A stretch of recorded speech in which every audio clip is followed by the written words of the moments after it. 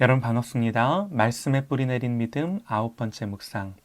요한복음 5장 39절에서 40절입니다. 너희가 성경에서 영생을 얻는 줄 생각하고 성경을 연구하거니와 이 성경이 곧 내게 대하여 증언하는 것이니라.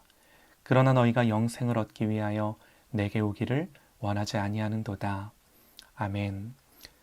사람은 태어나면 누구든지 어떤 권위 아래 배우고 자라가게 되어 있는데요. 신앙도 마찬가지죠.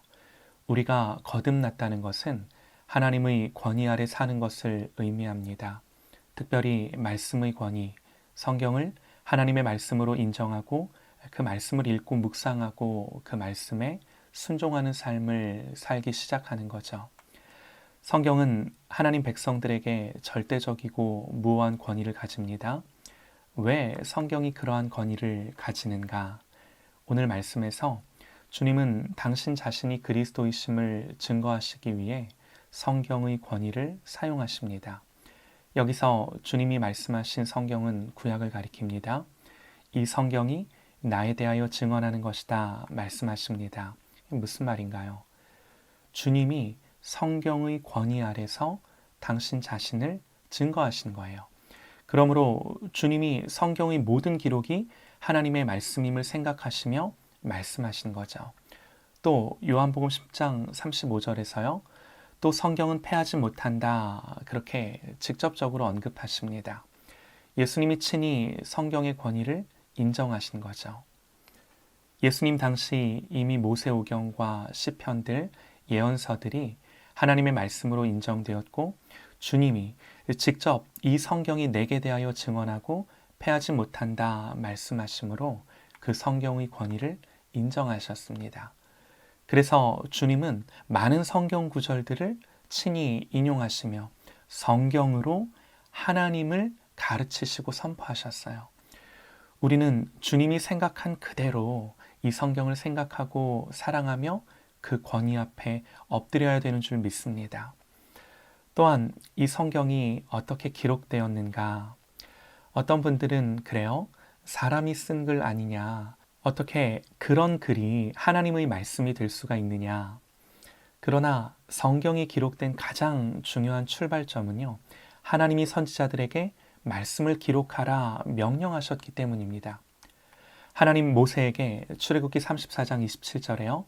여호와께서 모세에게 이르시되 너는 이 말들을 기록하라. 이렇게 직접적으로 명령하십니다. 또 이사야 선지자에게도 이사야 30장 8절에요. 이제 가서 백성 앞에서 서판에 기록하여 책에 써서 후세에 영원히 있게 하라. 예레미야 선지자에게도요. 이스라엘의 하나님 여호와께서 이와 같이 말씀하여 이르시기를 내가 네게 일러준 모든 말을 책에 기록하라. 이런 성경의 구절들을 통해 알 수 있듯이 성경을 기록하라고 명령하신 분이 하나님이세요. 신약의 저자들 또한 구약을 하나님의 말씀으로 인용하며 언급하는데요. 이 부분들은 너무 많아서 전부 말씀드릴 수가 없을 것 같아요. 몇 가지만 볼게요. 예를 들면 이런 표현들인 거죠. 성경이 무엇을 말하느뇨? 또 성경이 바로에게 이르시되 성경에 일렀으되 성경을 가지고 강론하며 이는 성경으로서 예수는 그리스도라 증거하여 사도들이 복음을 선포하고 가르칠 때도 역시 성경으로 하나님의 말씀으로 선포하고 가르친 거죠. 베드로후서 1장 20절, 21절에는 이렇게 직접적으로 성경에 대해 언급합니다. 먼저 알 것은 성경의 모든 예언은 사사로이 풀 것이 아니니 예언은 언제든지 사람의 뜻으로 낸 것이 아니요 오직 성령의 감동하심을 받은 사람들이 하나님께 받아 말한 것임이라. 이게 성경이에요. 성령의 감동하심을 받은 사람들이 하나님께 받아서 말한 것. 그럼 신약 성경은 어떨까요? 고린도전서 14장 37절입니다. 만일 누구든지 자기를 선지자나 혹은 신령한 자로 생각하거든 내가 너희에게 편지하는 이 글이 주의 명령인 줄 알라. 지금 쓰고 있는 서신을 주님의 말씀으로 쓰고 있는 겁니다. 이외에도 신약에 나오는 여러 표현들을 보면요. 에베소서 3장 3절에요. 곧 계시로 내게 비밀을 알게 하신 것은 내가 먼저 간단히 기록함과 같으니, 또 갈라디아서 1장 12절입니다. 이는 내가 사람에게서 받은 것도 아니요 배운 것도 아니요 오직 예수 그리스도의 계시로 말미암은 것이라. 베드로전서 1장 12절입니다. 이 섬긴 바가 자기를 위한 것이 아니요 너희를 위한 것임이 계시로 알게 되었으니 이것은 하늘로부터 보내신 성령을 힘입어 복음을 전하는 자들로 이제 너희에게 알린 것이요 천사들도 살펴보기를 원하는 것이니라. 구약과 마찬가지로 하나님의 계시로 인간 저자들에게 알게 하셨고 그것을 기록한 것이 신약의 말씀임을 우리가 알 수 있는 거죠. 바울은 디모데에게 이렇게 권면합니다.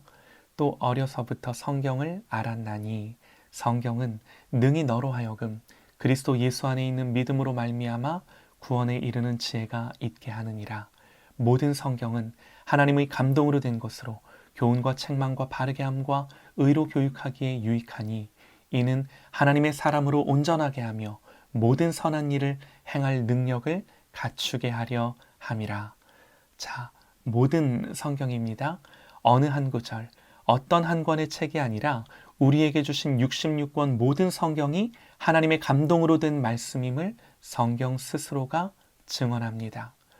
성경은 그 권위를 다른 무엇으로부터 받을 필요가 없습니다. 성경이 다른 것에 의해 권위를 인정받아야 한다면 그것이 어떻게 하나님의 말씀일 수가 있겠습니까?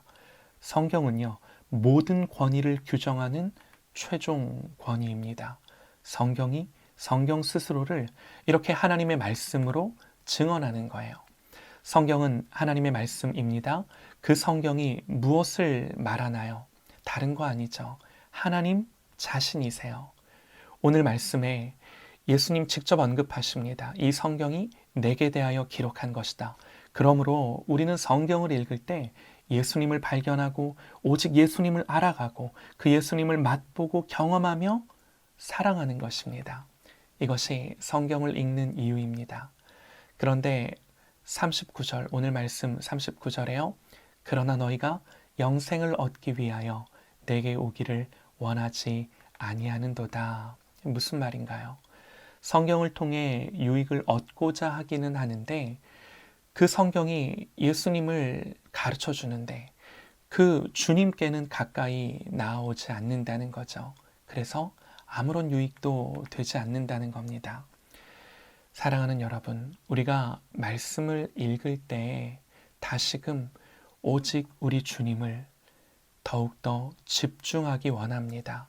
하나님, 오직 이 말씀 가운데 예수님을 알게 해 주옵소서. 오직 우리 주님을 더 알아가고, 여러분, 이 성경이요, 나에게 지식뿐만이 아니라 감동이 되어서, 감격이 되어서 내 마음 가운데 하나님을 사랑하는 그 마음들을 더 일어나게 하시기를 소망합니다. 하나님 앞에 말씀을 읽어가면서요, 이 말씀 속에서 예수님을 만나시는 이 하나님의 영광을 경험하시는 저와 여러분이 되시기를 간절히 소망합니다.